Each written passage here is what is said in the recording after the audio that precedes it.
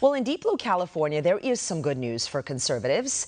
10 out of 58 counties flipped to red, voting for Trump. There are still a few House seats yet to be called in the Golden State, but Republicans aren't holding their breath. A bit of wind was taken out of their sails on Tuesday when Republican Representative Mike Garcia conceded his race to Democrat challenger George Whitesides. But my next guest says there is some good news for conservatives in California, and they don't need to pack their bags and move to a red state just yet. Many of us are staying here. Don't worry, the fight's got to keep going on. So I want to welcome to our show Roxanne Hoge. She's a mom, an actress, an activist, and the communications director for the LA GOP. Roxanne, as always, good to see you, my friend. Good to see you. Thank you for being here. Even in deep blue California, common sense is winning. There's hope. Tell us, there's hope. Well, I always call it that we say that we live behind the blue curtain. And it's true in Los Angeles. Like, you're in a more mixed area. But even in Los Angeles, it turns out people don't like being mugged. Oh, I know that's crazy. I know, weird. But they voted for Prop 36 overwhelmingly, which is going to help a little bit with the devastation wrought by Prop 47. But they also voted out George Gascon, which is an amazing win for us. For people who don't live in California, please explain that George Gascon, like LA County's most progressive DA, anyone who lives in this country and doesn't live, you know, under a rock has seen the videos of just smash and grabs. They're going into Nordstrom's. They're running away with thousands and thousands of dollars of items. And LA County said, no, I don't think we want any more of that. We don't feel safe. Well, it wasn't just that it's not just for George LA Gascon. Right. It is the California Democrats, who, by the way, that's their blueprint for America, and ultimately that's why Kamala lost, is that their blueprint is to allow crime. We had a Soros-funded DA, and I hate to call them progressive because they're really regressive, because the days of mob mentality and mob rule are hopefully over. He didn't prosecute anything, dropped things down to misdemeanors, and used the power of the DA's office to just ignore wholesale swaths of crime. What about, you know, the new guy who's going to take over, Hochman? Nathan Hochman understands, first of all, he's a career lawyer who's actually been in a courtroom, unlike George Gascon. He understands that if you just say right away, oh, we're going to be charging people with gun enhancements, with gang enhancements. George Gascon also announced to juveniles that they were basically exempt from everything.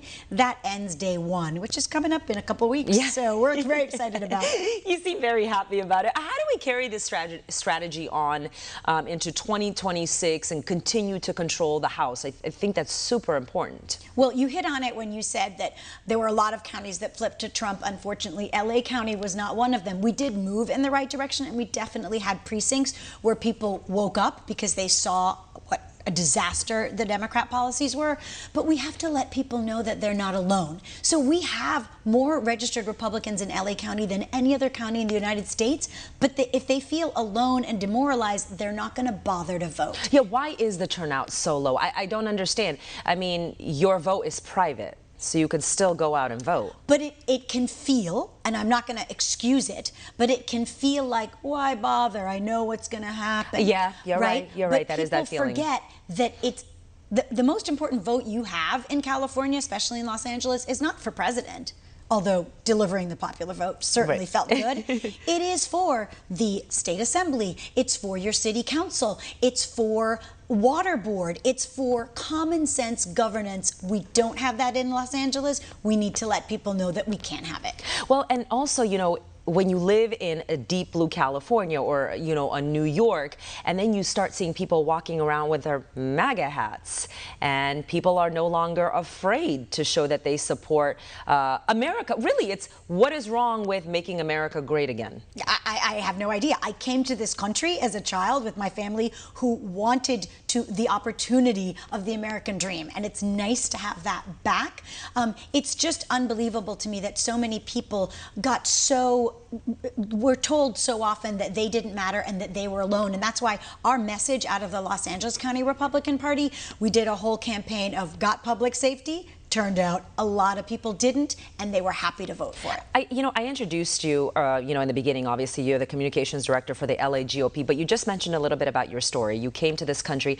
I think it's important to understand your story. What is your background? And you spent many years in woke Hollywood. I'm from Jamaica, island of, not New York.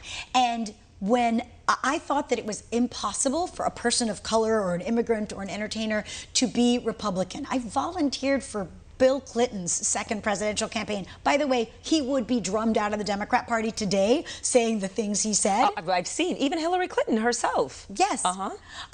But it was such an eye-opening experience for me to send my child to public school, to see 9/11, to sort of become a business owner. And that is what made me say, wait a second. But I think that ultimately the biggest turning point happened before COVID and then during COVID. And it happened to a lot of moms and a lot of Democrats to realize that they were pushing segregation, not just racially, not just medically, but in all things. And so the people that we all thought were the good guys turn out to be the baddies.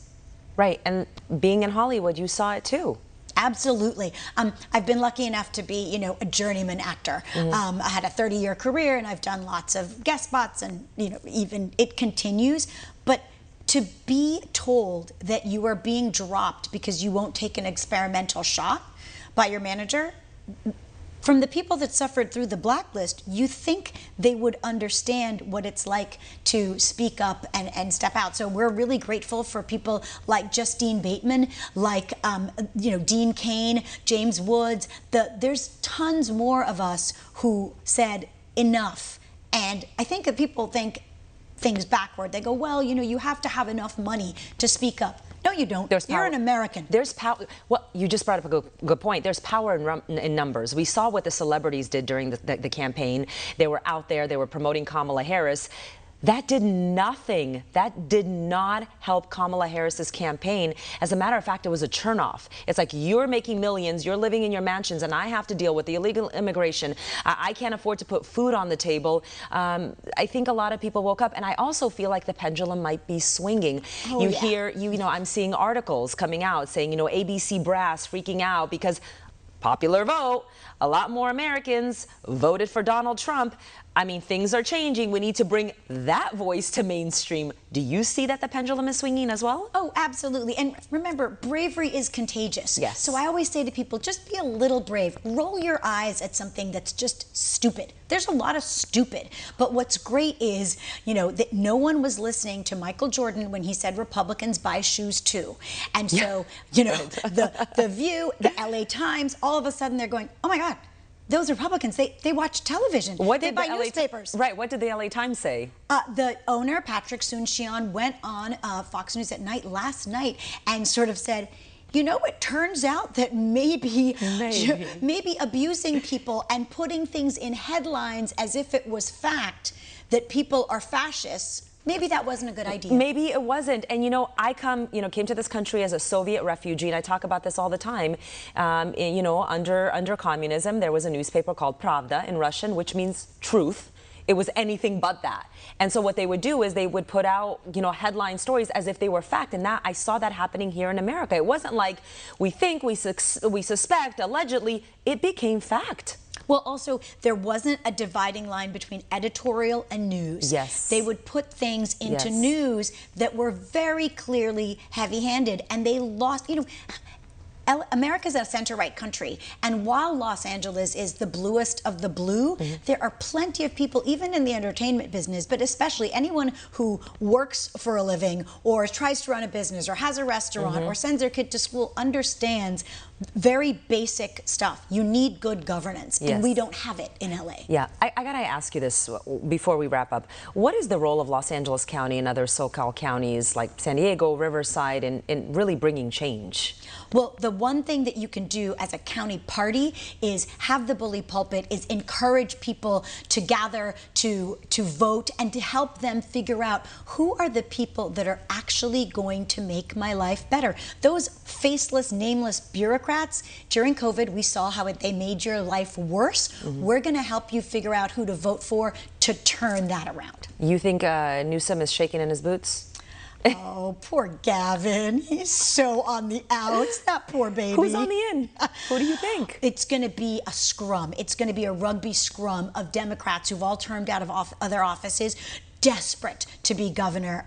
Who knows? Well, you know what's really interesting that I also noticed is that the Kamala Harris campaign kind of distanced themselves from Newsom, because how can you be a model for the nation? But they didn't have the chutzpah to say, you know, Prop 36 is a good idea. Yeah. She wouldn't even get in front of a parade that was clearly going in one direction again. Yeah. That's why she lost. The Democrats from California, they're on the side of criminals. They're on the side of crime and grime.